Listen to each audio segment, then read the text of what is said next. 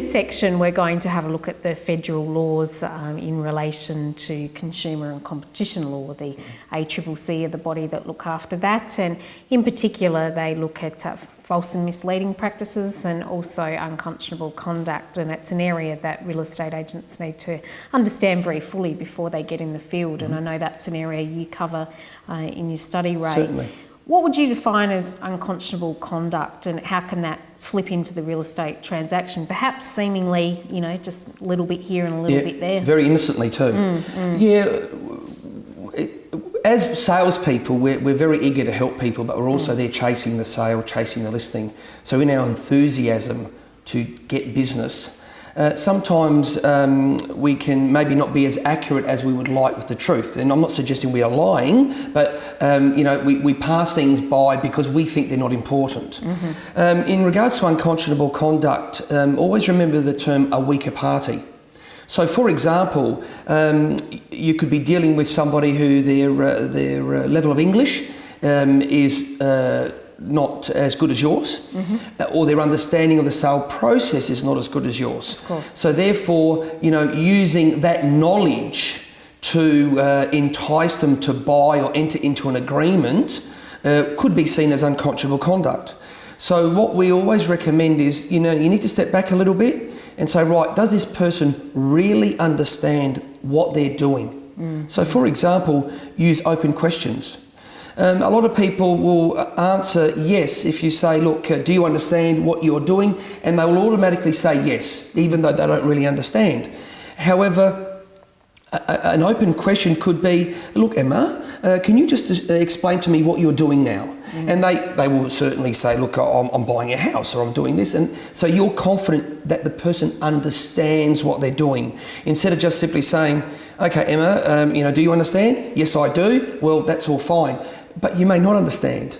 So unconscionable conduct, think of the term weaker party.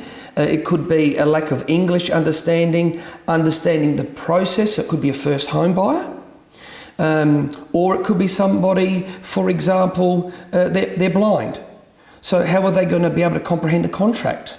So something you could do is maybe organise somebody who could read it for them. I would not suggest that you read it for them, but a friend, a relative to help them through that process. Or alternatively, go to something like the Royal Society of the Blind, and they might have a service where they can help maybe convert it to Braille or something like that.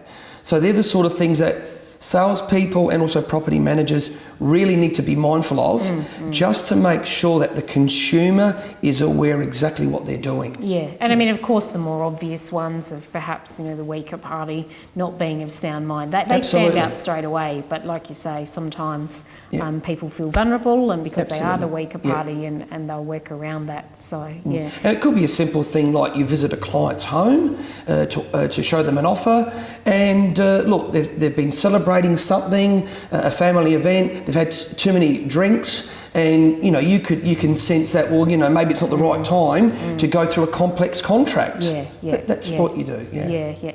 Now, false and misleading advertising is a big one that the ACCC has actually focused on in real estate a fair bit, and I suppose it's an area that can be quite easy to breach. And thinking about taking some pictures of a property, having them touched up, you know, where's that line? And I suppose you've been a real estate salesperson for many years, Ray. No doubt sometimes those trees are just not in the right place, but you really can't remove them, can you? Well, that's right. I mean, you know, the photoshopping things out or in, we actually don't view lightly. You know, a good example is the Stobie pole, which might be the telegraph pole near the driveway or something like that. Removing those things, and then somebody buys the property off the internet because not necessarily viewing the property. And there again, if somebody was going to buy off the internet, sight unseen, what you would do as risk management is send them more photos. If there's nobody in the state that can come and view the property for them, certainly take additional photos and send those off. And they got to show warts and all, because if they were coming to view the property, they would see warts and all. And I suppose also if an investor comes in, has a look at the unit you've got for sale, says, Ray, how much am I going to get a week for that?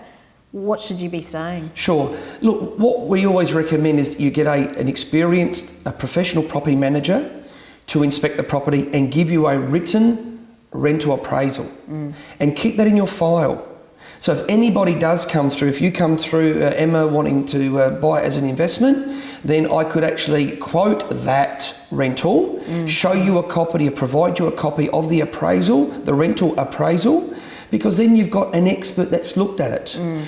They would have comparable rental properties in the area that they've researched. Yeah, and I suppose the other side as well is, and the ACCC focused on this quite a few years ago, was price representations, and then the property sold for considerably more. Absolutely. They viewed that as false and misleading. Particularly in regards to underquoting with auctions.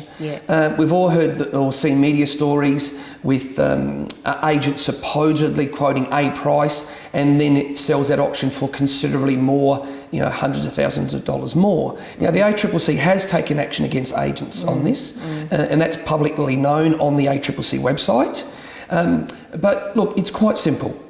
You don't advertise a property for anything under what the owner would accept.